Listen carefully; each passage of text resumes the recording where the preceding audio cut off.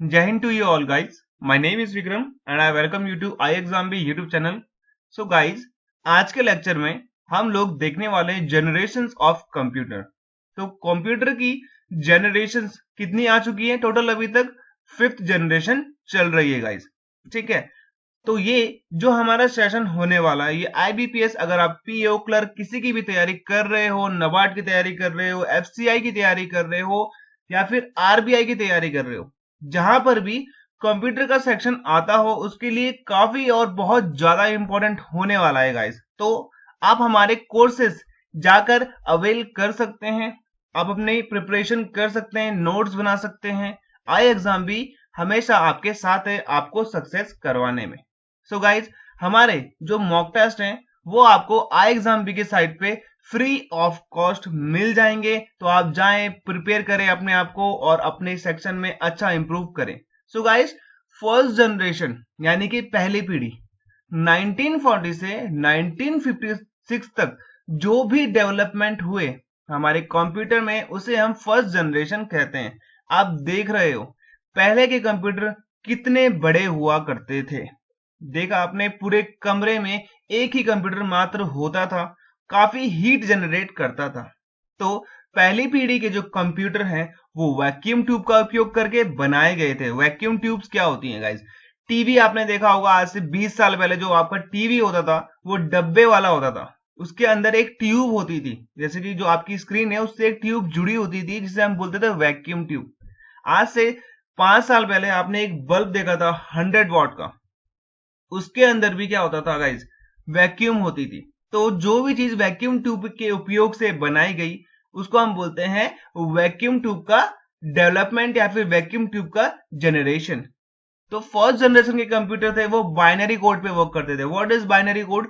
2 digit यानी कि 0 और 1, इसी के ही कंसेप्ट को वो समझते थे। जैसे कि हमारा एग्जांपल है इनायक और एडवर्क, ये दो ऐसे कंप्यूटर थे फर्स्ट जनरेशन के जो मशीन लैंग्वेज पे वर्क करते थे। जो आपका बाइनरी कोड है ना, जो कंसेप्ट है 0 और 1 का, इस पर वर्क करते थे और उनको कोई चीज समझ में नहीं आती थी। आप उसको कोई भी कंसेप्ट, कोई भी आप उसको कमांड दोगे वो उसको 0 और 1 की फॉर्म पर ही लेगा गाइस।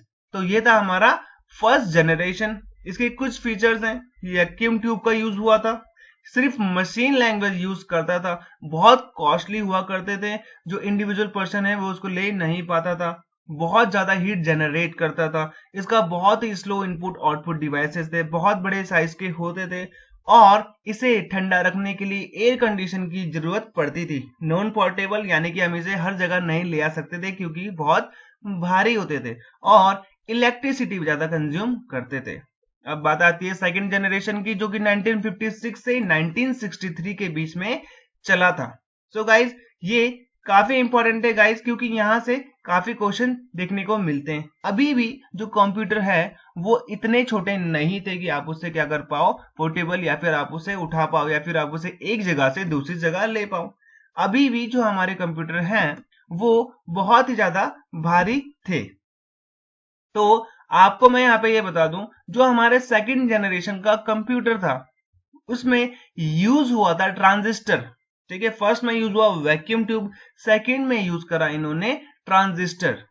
और अब जो लैंग्वेज थी, पहले लैंग्वेज थी मशीन लैंग्वेज, अब आ गई असेंबली लैंग्वेज, जिसको हमने बोला, क्या बोला guys? High level language, programming language, जिसे हम बोलते हैं फोर्ट्रैन या फिर कोबोल। फोर्ट्रैन का मतलब होता है फॉर्मूला ट्रांसलेशन, कोबोल का मतलब होता है कॉमन बिजनेस ओरिएंटेड लैंग्वेज। तो इनका यूज होने लगा था, जिसे हम बोलते थे हाई लेवल लैंग्वेज यानी कि हाई लेवल प्रोग्रामिंग लैंग्वेज। तो ये हमारे सेकंड जनरेशन के कंप्यूटर थे। तो इसके कुछ फीचर्स हैं गाइस। अब इसमें ट्रांजिस्टर का यूज होने लगा।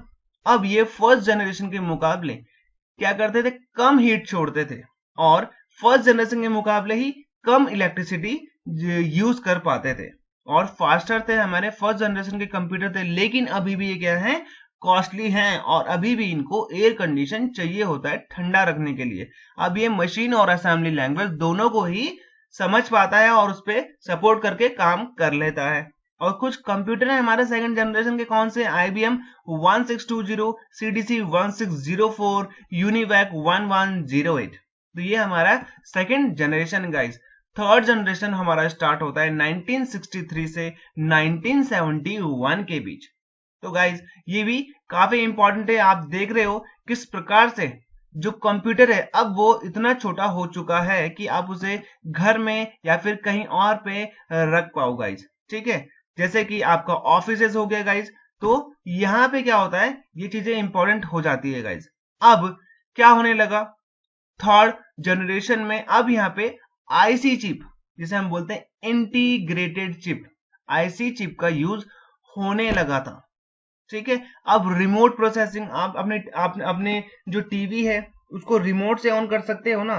पूर जो ज्यादातर जो हमारी चीजें हैं वो रिमोट प्रोसेसिंग, रियल टाइम, यानी कि जो अब हमारा कंप्यूटर है वो रियल टाइम पे वर्क करता है। ठीक है, मल्टी प्रोग्रामिंग ऑपरेटिंग सिस्टम, आप बहुत सारी चीजें एक ही साथ में खोल सकते हो, उन पे वर्क कर सकते हो। आपने ब्राउजर खोला हुआ है, ठीक है, आपने पीपीटी खोली हुई है, आपने वर्ड फाइल खोली हुई है, आपने अपना ईमेल खोला हुआ है, आपने बहुत सारी चीजें खोली हुई, तो मल्टी प्रोग्रामिंग ऑपरेटिंग सिस्टम आपका थर्ड जनरेशन से स्टार्ट हो जाता है।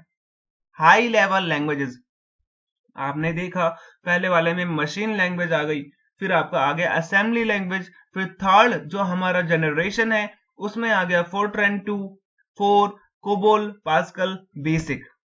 ठीक है, तो ये बहुत बार आता है गाइस बेसिक वाला, कि ये जो बेसिक है हमारा जो हमारी लैंग्वेज है ये किस जनरेशन में आई थी। तो ये जो बेसिक आई थी वो आई थी थर्ड जनरेशन में, पास्कल, कोबोल, फोर्ट्रैन। हालांकि आपने ये देखा कि जो फोर्ट्रैन है और कोबोल है ये आपको सेकंड जनरेशन भी देखने को मिलेगा, लेकिन फोर्ट्रैन और कोबोल का एडवांस वर्जन आपको थर्ड वर्जन में देखने को मिलेगा।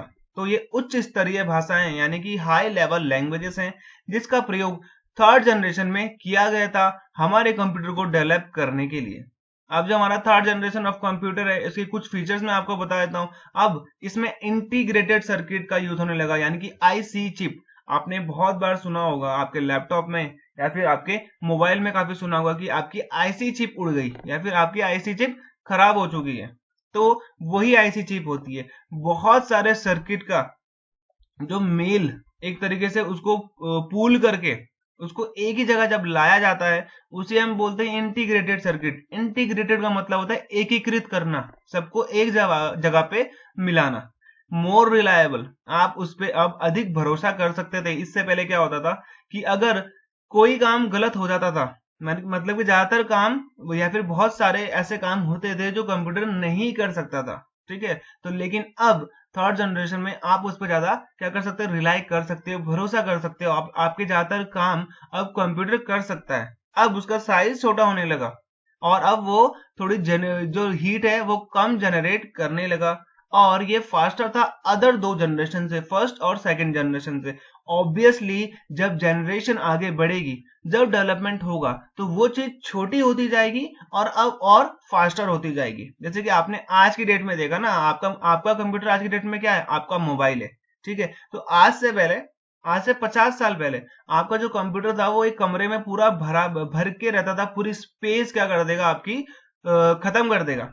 तो आज की डेट में आपका कंप्यूटर आपके जेब में, तो वो कैसे हो पाया, due to the development in the phases of the generation. ठीक है, तो अब ये फास्टर होने लगे। अब मेंटेनेंस इसकी लो होने लगी, मेंटेनेंस जो कॉस्ट आती है ना वो कम होने लगी, लेकिन अभी भी ये बहुत कॉस्टली हुआ करते थे आपके कंप्यूटर्स। अभी भी एयर कंडीशन की जरूरत हुआ करती थी, क्योंकि ये लेस करते थे लेकिन इतनी भी लेस नहीं करते थे जनरेट हीट कि वो क्या हो पाए, ठंडा हो पाए, तो वो गर्म ही रहता था। और अब ये इलेक्ट्रिसिटी थोड़ी कम कंज्यूम करने लगे थे। अब इन्होंने हाई लेवल लैंग्वेज सपोर्ट कराना इस जनरेशन में कंप्यूटर को क्या कर दिया था, उसमें एक तरीके से उसको उसमें डाल दिया था।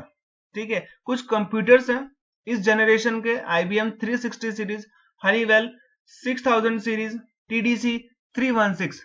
तो ये कुछ कंप्यूटर्स हैं गाइस थर्ड जनरेशन के।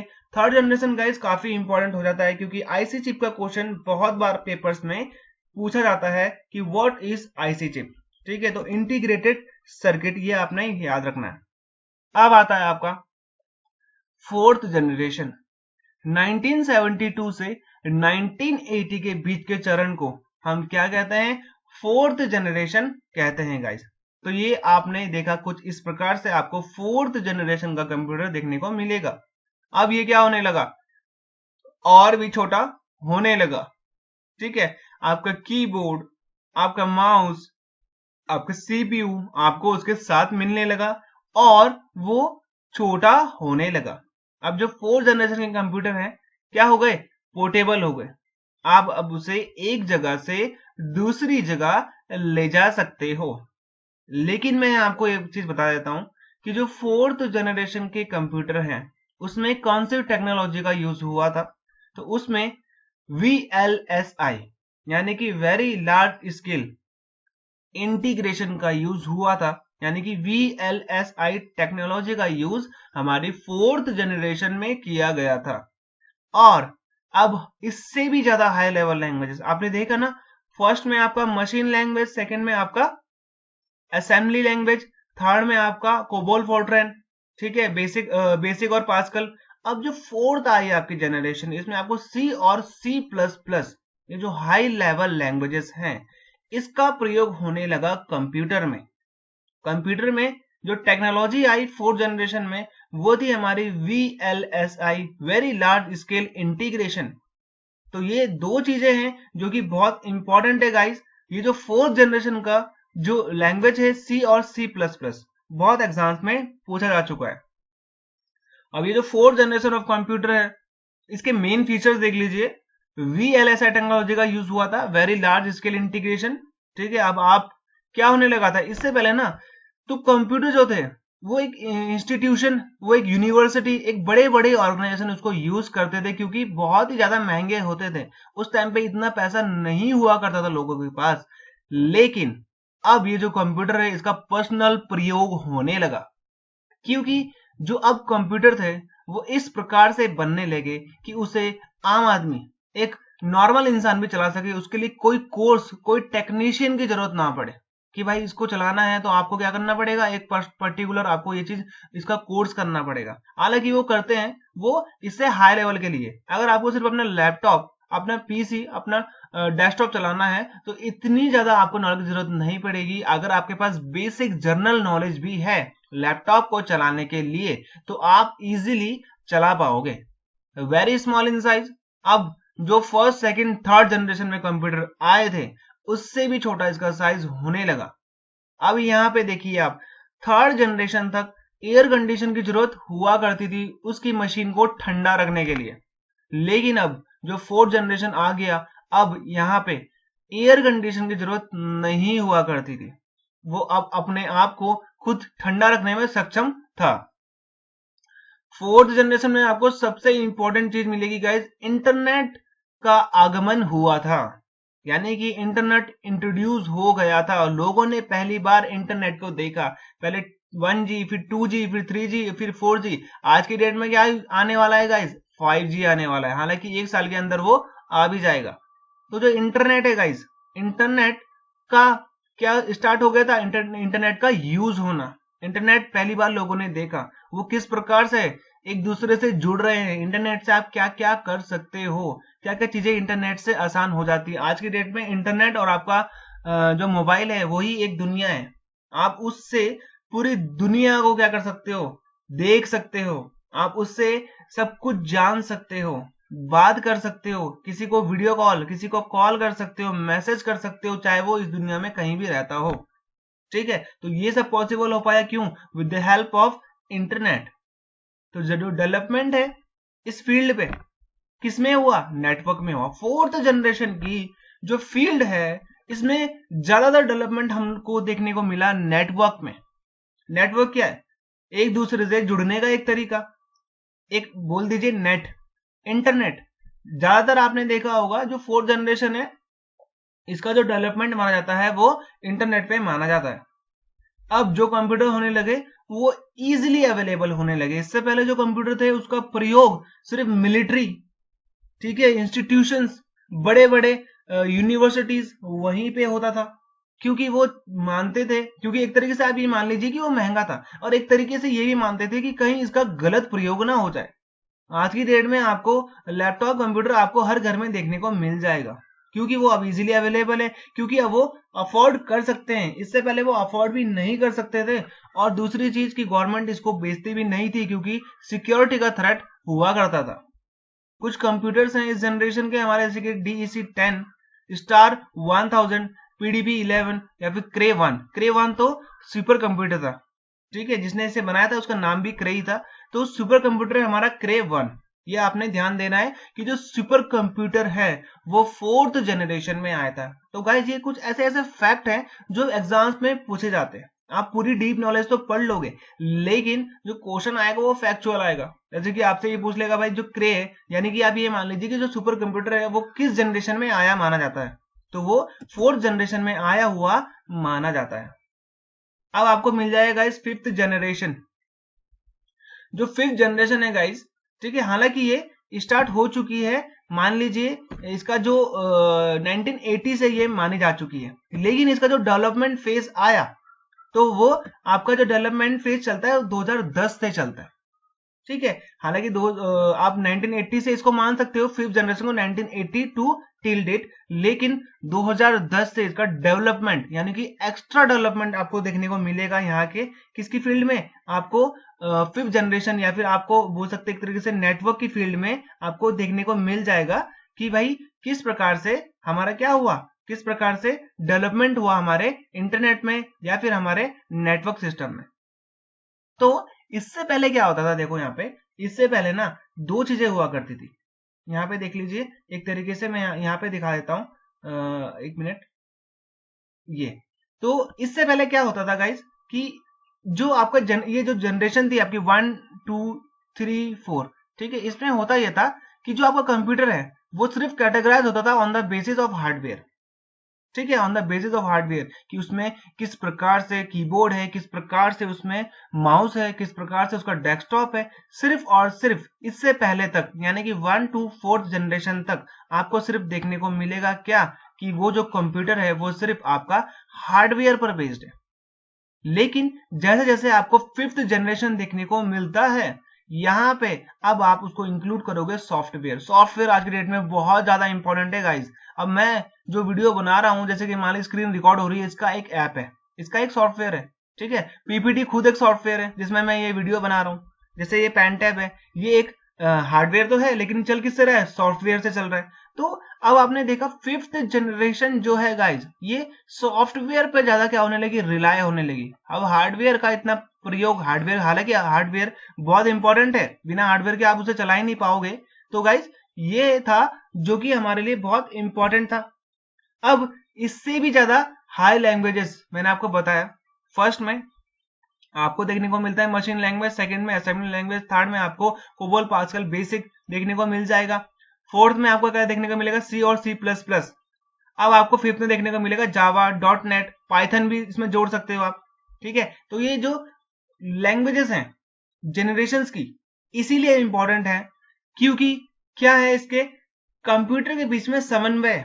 अगर आप और मैं बात कर पा रहे हैं, मैं आपको अभी हिंदी में बोल रहा हूं तो आप समझ पा रहे हो, तो ये क्या है, हमारे बीच में कम्युनिकेशन का एक माध्यम है। अगर मैं अभी यहाँ पे कुछ ऐसी लैंग्वेज में बोलूं जो आपको समझ में ना आए, तो वो हमारे बीच में एक कम्युनिकेशन का जरिया नहीं बन पाएगा। तो ये लैंग्वेजेस क्या करती है, हाई लेवल लैंग्वेजेस, ये कंप्यूटर के बीच में जो ऑपरेटिंग सिस्टम होता है और जो उसका वर्क होता है उसके बीच में कम्युनिकेशन बनाती है, समन्वय बनाती है। एक तरीके से आपने यहाँ पे इस चीज को ध्यान देना है। अब आप देख रहे हो जो 5th जनरेशन के आने के बाद ही रोबोटिक्स, गेमिंग, स्ट्रीमिंग, ये क्या हो पाई गाइस, पॉसिबल हो पाई, क्योंकि इंटरनेट अच्छा हो गया। अब पहले क्या होता था, पहले आप क्या बोलते लाइव आओगे या फिर आप किसी चीज के लिए क्या करोगे, स्ट्रीमिंग करोगे, तो पॉसिबल ही नहीं हो पाता था क्योंकि इंटरनेट की स्पीड आपको देखने को नहीं मिलती। लेकिन आज की डेट में आपके घर में वाईफाई है, या आप अपने फोन, जो आपका फोन है उस पर भी इंटरनेट की इतनी अच्छी स्पीड आती है कि आप live game, live robotics, live streaming सब कुछ देख सकते हो और ऑब्वियसली उसे कर भी सकते हो। ये कैसे पॉसिबल हो पाया 5th जनरेशन में, by the help of good network, यानी कि गुड नेटवर्क सिस्टम। अब जो आपका 5th जनरेशन का कंप्यूटर है इसमें यूज होने लगा ULSI, यहाँ पे SLI लिखा हुआ है, ये गलत है, ULSI यानी कि अल्ट्रा लार्ज स्केल इंटीग्रेशन। ये S और L आगे पीछे हो गया गाइस, ठीक है। तो यहाँ पे आपने इसको ध्यान देना है, this is ULSI। Ultra large scale integration. अब यहाँ पे क्या होने लगा, आर्टिफिशियल इंटेलिजेंस का प्रयोग, इसका क्या होने लगा गाइस, विकास होने लगा। आर्टिफिशियल इंटेलिजेंस क्या है, जब रोबोट अपने आप ही सोचकर काम करने लगे, जब मशीन अपने आप सोचकर कार्य करने लगे, उसे हम बोलते हैं आर्टिफिशियल इंटेलिजेंस। ठीक है, तो इसका प्रयोग बहुत ज्यादा हो रहा है आज की डेट में, आप देख रहे हो ना, डेवलपमेंट हो रहा है आज की डेट में एआई का। ठीक है, तो एडवांसमेंट इन पैरेलल प्रोसेसिंग, अब प्रोसेसिंग आप देख रहे हो, डिफरेंट टाइप के ऑपरेटिंग सिस्टम आ रहे हैं जो प्रोसेस कर रहे हैं आपके काम को। ठीक है, सेमीकंडक्टर टेक्नोलॉजी का यूज होने लगा। अब जो आपके इंटरफेसेस है वो मल्टीमीडिया होने लगे, यानी कि अब जो लोगों को ज्यादा क्या चाहिए गाइस, एंटरटेनमेंट की ज्यादा नीड होती है। अब जो आपका लैपटॉप है, जो आपका मोबाइल है, वही आपके लिए क्या है, एंटरटेनमेंट है, वही आपके लिए आपका वर्ल्ड है। अब क्या होने लगा कि ये जो बहुत ज्यादा पावरफुल होने लगे, कॉम्पैक्ट यानी कि छोटे होने लगे, और इसका जो प्राइस है बहुत ही कम होने लगा, चीपर। ऐसा नहीं है कि बहुत ही कम, आज की डेट में आपको 10 से 15 हजार में आपको नया कंप्यूटर देखने को मिल जाएगा, और 5 से 6 हजार में आपको मल्टीमीडिया मोबाइल देखने को मिल जाएगा। वो दोनों एक तरीके से क्या है, एक कंप्यूटर है जिसमें आप अपने सारे के सारे वर्क कर सकते हो। तो कुछ 5th जनरेशन के क्या है गाइस, कंप्यूटर है जिसे हम बोलते हैं लैपटॉप और नोटबुक। नोटबुक क्या है, नोटबुक वो नहीं है जो आप पढ़ते हो गाइस, नोटबुक ये है कि क्या है, एक तरीके से आपकी कंपनी ने एक ऐसा लैपटॉप बनाया जो आपके लिए एज अ नोटबुक की तरह वर्क करे। आप उसमें सारी चीजें क्या कर सकते हो, चला सकते हो, सारे वर्क कर सकते हो, एज अ कंप्यूटर ही होता है, आप इसको एज अ लैपटॉप ही कह सकते हो।